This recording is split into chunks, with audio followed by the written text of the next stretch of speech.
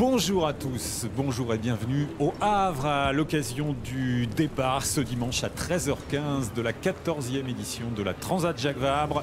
Transat en duo entre la Normandie et le Brésil. On va voir tout de suite la carte de ce parcours.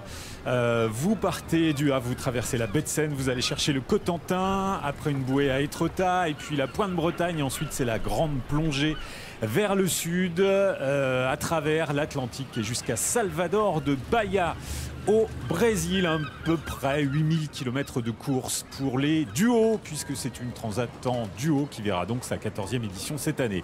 Avec nous sur ce plateau pour parler de cette transat, mais pas que, car nous avons voulu une émission un peu différente, centrée sur l'aventure, sur le dépassement de soi, sur ce qu'ils vont chercher en mer, ces skippers, mais pas seulement, sur ce que les aventuriers trouvent aussi. Alors avec nous sur ce plateau, Linda Bortoletto, bonjour. Bonjour. Vous avez eu deux vies vraiment, une qui était toute tracée et puis un jour vous avez tout plaqué pour partir au Kamchatka, au fin fond de la Sibérie, au Tibet, en Israël, en Turquie. Vous nous raconterez ça.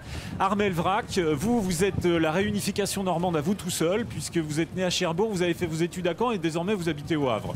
Donc c'est parfait. Et vous aussi, un beau jour, vous êtes parti au fin fond de la Sibérie pour descendre le cours du fleuve Amour, très joli nom, qui était gelé, et vous l'avez fait en vélo, c'était plus fun. C'était plus marrant. On verra ça avec vous. Et puis un skipper quand même, pour parler aussi de la course. Vous nous apporterez Alexis Loison, bonjour. Votre science de la course, vous êtes le skipper du Figaro Région Normandie. Et cette année, notamment sur la solitaire du Figaro, vous nous avez fait une étape de feu du côté de l'île anglo-normande d'Origny. Vous nous raconterez ça. Puis vous nous raconterez aussi, lorsqu'on est skipper, ce qu'on va chercher en mer, pourquoi on part, pourquoi on abandonne la terre et pourquoi on part. Et puis avec nous également, il est juste derrière moi sur un superbe bateau en bois, mon confrère Jean-Baptiste Patier, qui est sur celui qui s'appelait jusqu'il y a peu le Casquelotte, le cachalot en danois, et désormais le bateau Le Français. Bonjour Jean-Baptiste.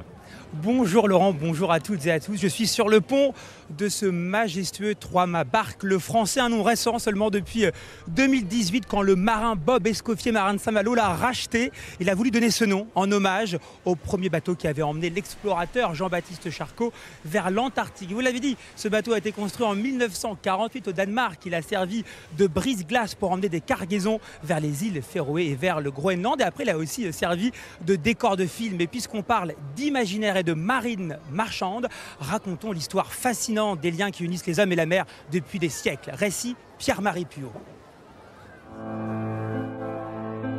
La Normandie sait ce qu'elle doit à ces marins hardis qui prenaient le large sur d'étranges bateaux à fond plat.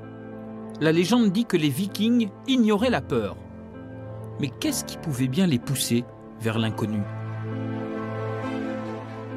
Dumont d'Urville est peut-être un de leurs lointains descendants. L'explorateur né dans la campagne normande, à qui Paul-Émile Victor rend ici hommage, a passé sa vie à repousser la ligne d'horizon, pour la science, pour la gloire, et qui sait, par goût du risque. Le temps rend plus dur encore ce travail harassant et périlleux. Peu de vies sont aussi terribles que celles des Terre-Neuve.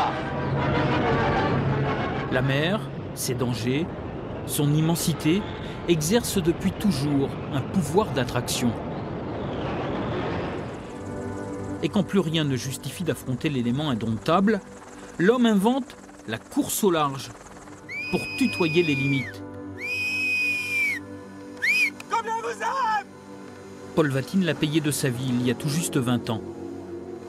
Polo est parti ! T'es tout seul ! Mais il se trouvera toujours des marins pour aller se mesurer à cet espace infini.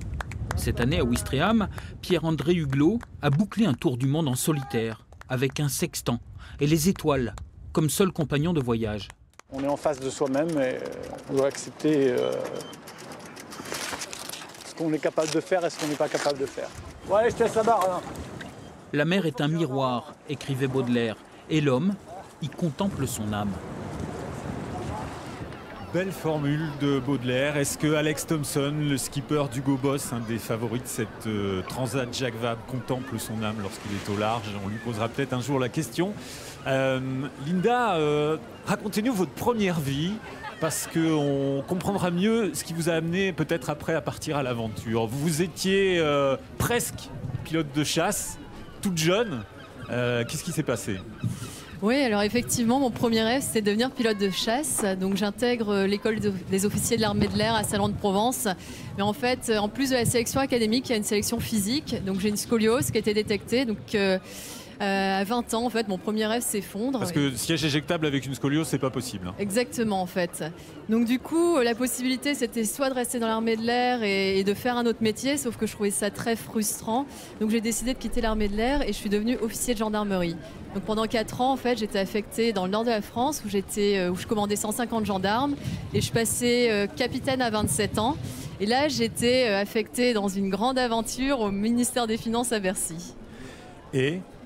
Et alors j'aurais pu continuer cette carrière. La voie était toute tracée. La voie tracée, voilà, socialement, la réussite. J'étais mariée à l'époque et en fait ce qui s'est passé quand j'ai eu 28 ans, mon père est mort et j'étais extrêmement proche de mon père et le fait d'être confrontée à sa mort, ça m'a fait réfléchir sur la vie et sur ma propre vie.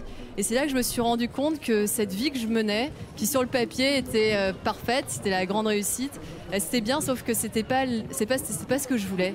Je m'étais complètement éloignée de mes premiers rêves, en fait, qui étaient des rêves d'aventure, des rêves de voyage, des rêves d'inconnus.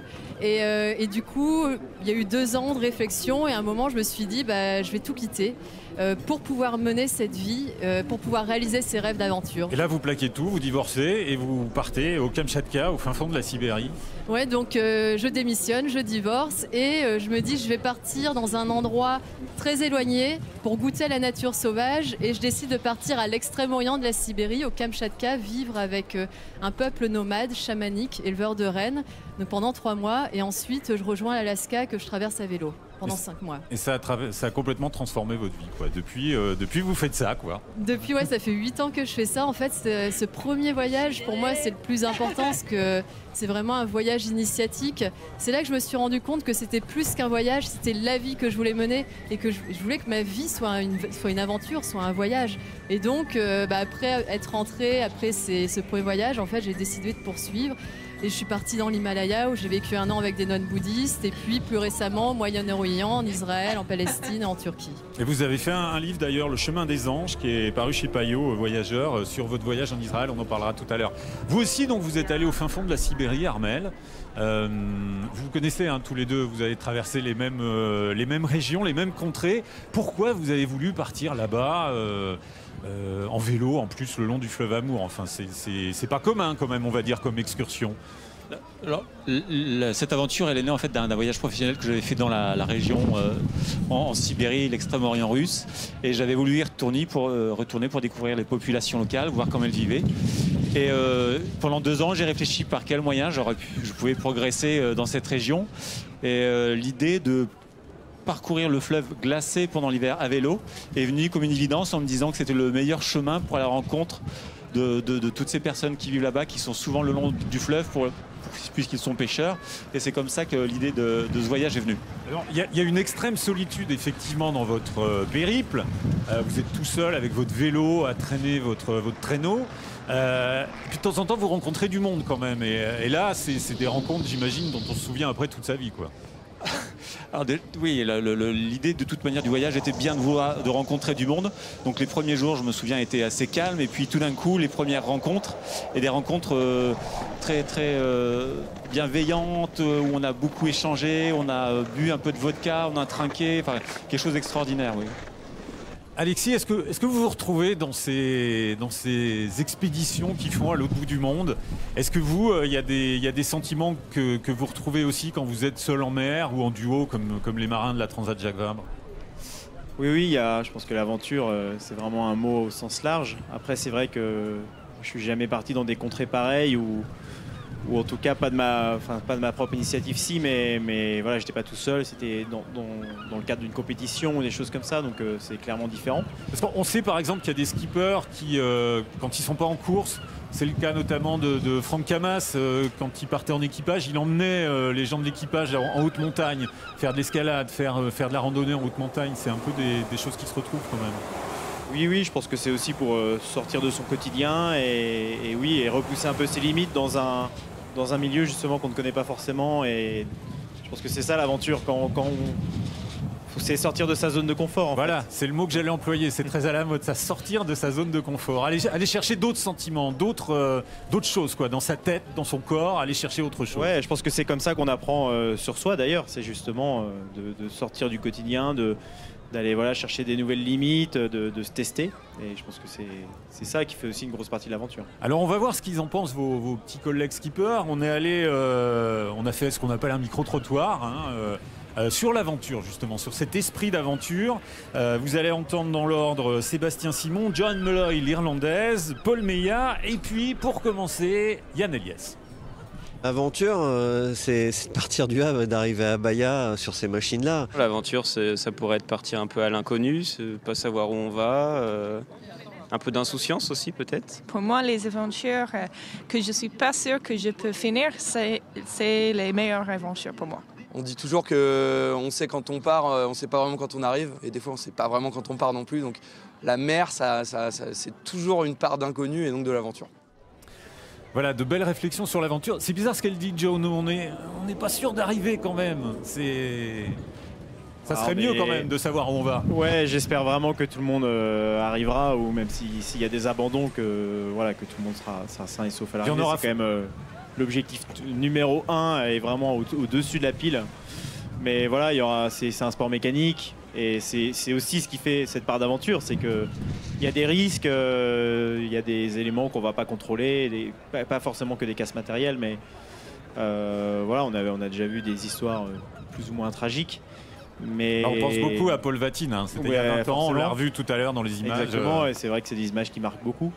Mais comment dire, pour moi c'est ça l'aventure, c'est aussi de ne pas tout maîtriser. Et c'était cette part d'inconnu, tout ça, mais je ne suis pas inquiet pour ces marins qui ont été questionnés. Ils sont d'excellents marins chacun et ils vont mener très bien leur. Mais c'est ça aussi qu'on voulait dire dans cette émission. Il y a eu une réflexion il y a quelques jours de Alvaro Mabir qui part avec Miranda Meron sur Campagne de France.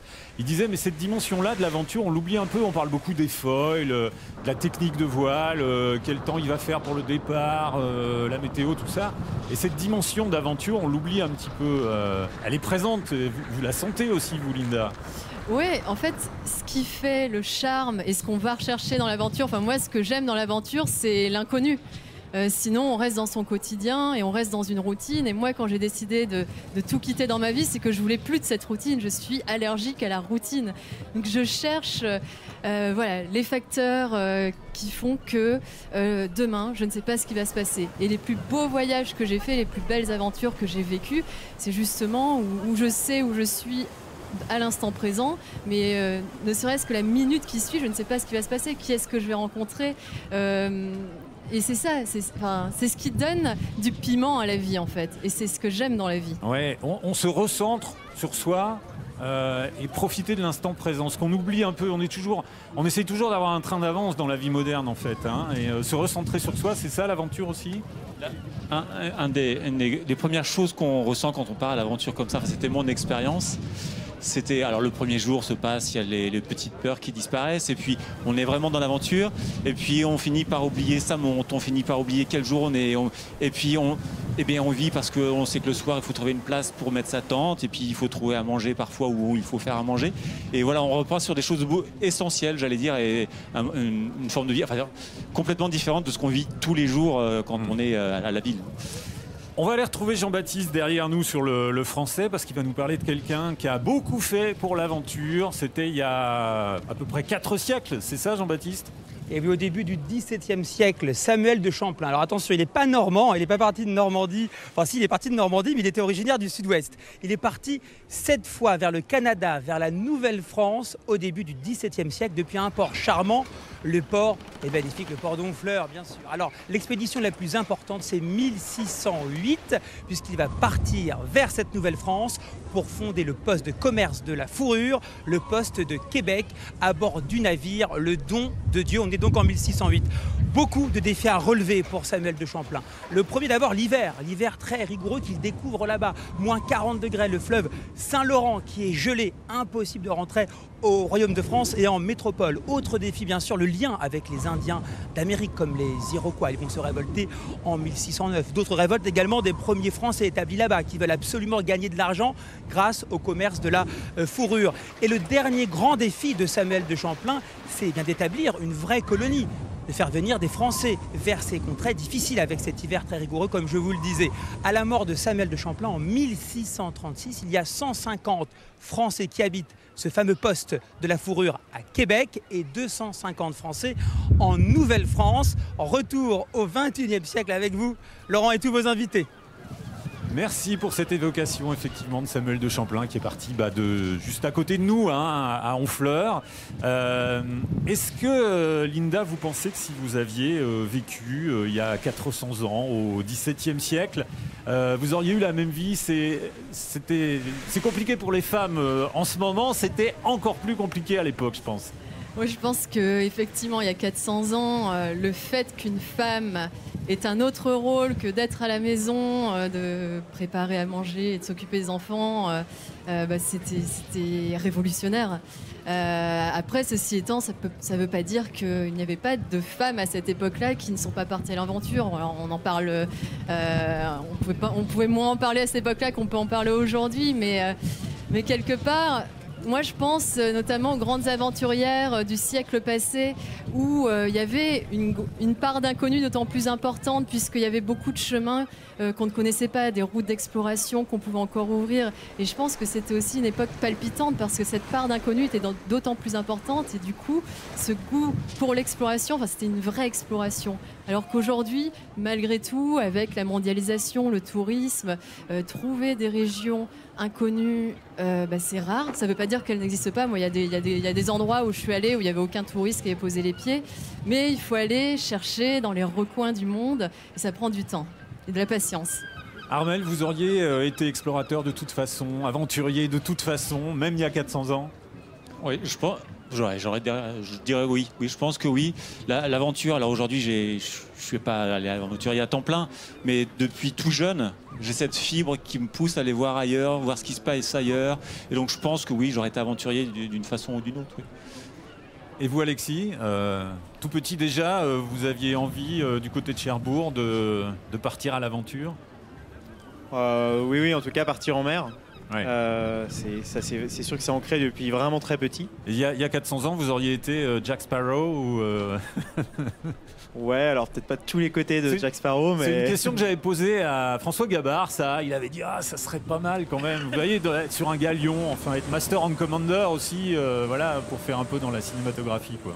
Ouais, voilà, navigateur sur les grands bateaux comme à l'époque, ouais, ça m'aurait bien plu, ouais.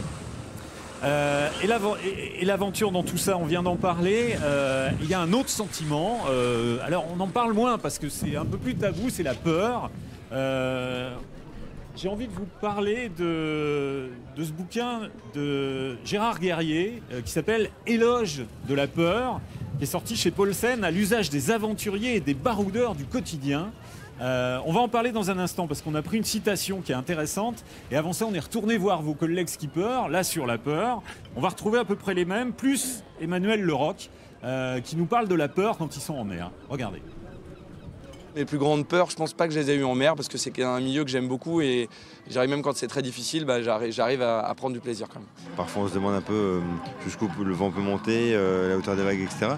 Mais à force d'expérience aidant, ça passe, donc non, on n'a pas peur. Ça arrive quelquefois d'être peur en mer, mais pour moi j'ai essayé d'utiliser cette énergie pour m'aider pour aller plus vite ou aller plus loin ou les trucs comme ça. Pas plus tard que cet après-midi, quand le bateau est monté à 32, 34 nœuds, on s'est regardé tous dans le cockpit en se disant mais qu'est-ce qu'on fait? Est-ce qu'on ralentit? Est-ce qu'on continue comme ça? Sur le moment, je me suis jamais senti en insécurité ou j'ai jamais vraiment eu peur. Mais j'ai plutôt pris conscience de tout ce qui est arrivé une fois que ça s'est produit. Voilà, il y a une citation dans le prochain Star Wars, puisqu'on était dans la cinématographie il y a quelques minutes, qui dit « Confronting fear is the destiny of a Jedi ». Affronter sa peur, c'est la destinée d'un Jedi. Est-ce que c'est aussi la destinée d'un marin? Je crois la peur, on vient presque la chercher en fait. Sinon, on resterait chez soi. Donc il y a forcément, je sais pas si c'est vraiment le mot peur qu'il faut employer, mais c'est cet état d'esprit en tout cas de recherche et d'inconfort.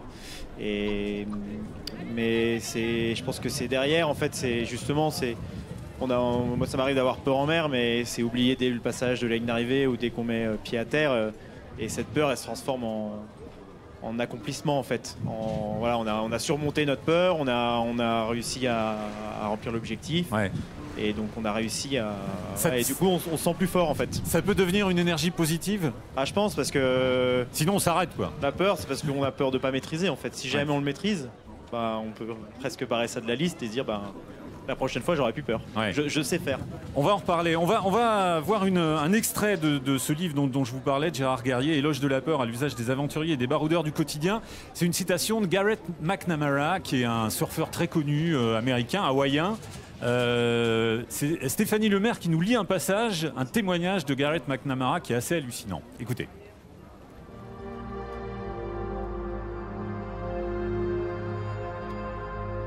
L'excitation était à son comble. L'horizon était obscurci par des nuages géants, parfaitement formés avec ce vent offshore qui les relevait. Les vagues n'étaient pas encore trop grosses. Le vent forcissait sans cesse. Assis sur ma planche, j'étais prêt à partir sur une vague quand j'ai entendu un drôle de ululement. Une baleine ? La vague est passée sous mes fesses. Regardant vers la plage, j'ai vu alors ma mère en ciré jaune faire des bonds hystériques. Elle hurlait. Pourtant, elle n'était pas vraiment du genre à paniquer, encore moins pour ses garçons. À regret, nous avons ramé jusqu'à la plage. Vous n'avez rien de mieux à faire? La radio annonce un ouragan. Nous étions morts de rire. Un ouragan! Quelques heures plus tard, les rafales de vent dépassaient 160 km/h. L'ouragan Iowa a dévasté l'île de Kauai et endommagé notre petite maison. Le président Reagan a déclaré l'état de catastrophe naturelle. Et oui, Garrett McNamara qui, avec son frère, adolescent, part surfer pendant un ouragan. C'est page 240 de ce livre de Gérard Guerrier. Garrett McNamara, pour vous situer le personnage, c'est lui qui a eu le record de la vague la plus haute surfée. C'était à Nazaré, c'est au Portugal. C'est un spot bien connu. Je crois qu'elle faisait 27 mètres cette vague. Enfin bon, c'est un truc de dément. Depuis, il a été détrôné. Mais enfin bon, on voit un peu la folie du bonhomme. Vous voyez ces images, c'est assez impressionnant. C'est pas votre truc le surf, Armel? Je pratique le surf, mais pas si gros. Non, non, là c'est quand même quelque chose. Nazaré, c'est vraiment le spot mondial. On voit le vieux fort, là, on voit l'échelle quand même. Donc peur positive, oui, il faut la dépasser, il faut la dompter, il faut l'apprivoiser pour dépasser cette peur, Linda. Oui, il ne faut pas avoir peur de la peur, parce que pour moi, la peur, c'est effectivement une énergie. Et en fait, physiologiquement, la peur, elle permet juste de mieux réagir. On a un influx sanguin qui est injecté dans les muscles et dans le cerveau. Et du coup, on devient un peu comme un animal. On est prêt à bondir, à combattre ou, quand il faut, à fuir. Et donc, il ne faut pas avoir peur de cette peur. Il faut apprendre à la maîtriser, mais il faut pas. Enfin, c'est une émotion, au même titre que la colère ou la joie. Ça nous ramène quand même à quelque chose qui vous est arrivé il y a peu de temps en Turquie. Ouais. Vous avez quand même eu très peur, je pense, avant de réagir.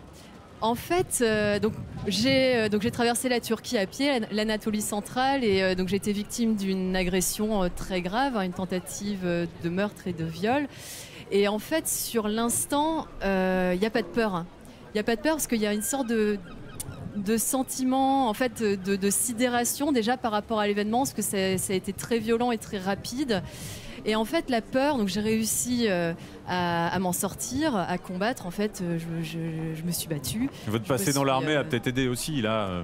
Effectivement, il y a des réflexes et c'est quelque chose que je conseillerais à toutes les femmes de pratiquer un sport de combat, parce que quand ça arrive et que les réflexes reviennent, en fait, ça peut nous sauver la vie. Et moi, en l'occurrence, ça m'a sauvé la vie. Et j'ai pu m'enfuir à travers les montagnes. Et c'est après avoir échappé à mon agresseur que finalement j'ai eu peur, parce que justement, j'ai réalisé ce qui s'était passé. Et en fait, à un moment donné, il faut vraiment, je me suis dit, mais recentre-toi sur ce que tu ressens, parce qu'à un moment, Il fallait que j'aille à droite ou à gauche. J'étais en plein milieu des montagnes, je ne savais pas où fuir.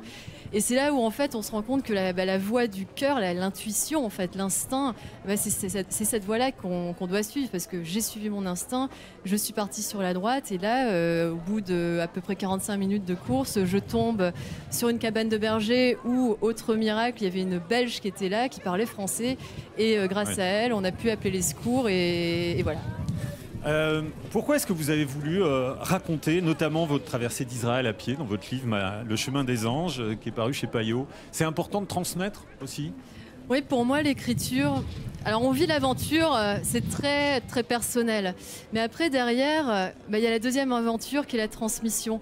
Et pour moi, l'écriture, c'est vraiment aller récolter tous les enseignements qu'on a récoltés, enfin, qu'on a vécu, en fait, à travers l'aventure, et transmettre ce qu'on a pensé, ce qu'on a ressenti, les bouleversements intérieurs aussi que ça a provoqué. Et c'est ça qui est beau dans une aventure, c'est qu'on revient toujours différent. Et à partir de là, il y a une histoire à raconter. C'est-à-dire que la personne, quand on part d'un point A et qu'on arrive à un point B, on vit des choses, on apprend sur soi, on apprend à travers les autres, à travers les rencontres, à travers la diversité. C'est ce qui s'est passé en Israël. En fait, pour moi, ce voyage a été bouleversant, parce que je ne m'attendais pas du tout à découvrir une telle diversité dans la nature, dans les traditions, dans les cultures, une telle énergie aussi que j'ai ressentie à travers la terre, à travers la lumière. Et donc, ce bouleversement, en fait, pour moi, le meilleur moyen de le transmettre, c'est à travers l'écriture. C'est ce dont vous parliez tout à l'heure sur ces rencontres très très importantes à Armelle. Ouais, les rencontres, pour moi, font partie de l'aventure elle-même. Et la partie témoignage, le retour, ce qu'on va faire de l'aventure, et aujourd'hui, pour beaucoup d'aventuriers, on en parle, on échange, on a une sorte de réseau qui existe et on échange beaucoup sur le fait de pouvoir témoigner. La grande période de l'exploration, l'âge d'or, est sans doute terminée, en tout cas pour la partie terrestre. Mais aujourd'hui, l'aventure permet encore de témoigner, d'apporter cette expérience vers des personnes qui ne l'ont pas vécue. Personnellement, moi, je vais souvent vers des écoles. Et en tout cas, j'attache beaucoup d'importance au témoignage dans l'aventure. Merci Armelle. Jean-Baptiste, on se fait une petite transat dans 2 ans, ça vous dit, la Jacques Vabre? Avec grand plaisir, Laurent. Alors, on ne sait pas encore sur quel bateau. Moi, je vous propose le français. Regardez, la barre est juste derrière. On y va quand vous voulez. Les choses où navigue Alexis d'habitude, moi, ça ne me va pas. Ça va beaucoup trop vite, c'est pas bon. Merci à tous les 3, en tout cas, d'avoir participé à cette émission. Alexis, on suivra vos aventures sur l'eau. Et puis, tous les deux, on suivra vos aventures sur Terre, au fin fond du monde, dans des contrées encore inexplorées. Merci. Le grand départ, c'est sur France 3, bien sûr, ce dimanche à 13h15. Salut à tous. Merci d'avoir été avec nous.